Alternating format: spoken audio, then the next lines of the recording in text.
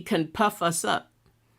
Verses 12 to 14, unless when you've eaten and full, and houses and herds and flock. This is when prosperity starts to come in. Riches start to come into your life. When you start getting houses and land and a lot of food. Kids, your name might be known in your community, what have you.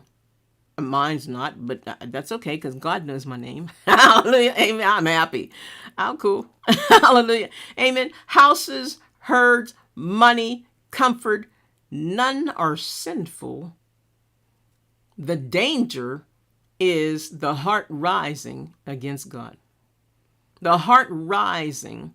Pride starts to creep in, and then you begin to wonder to yourself, what do I need God for? I did all this by myself.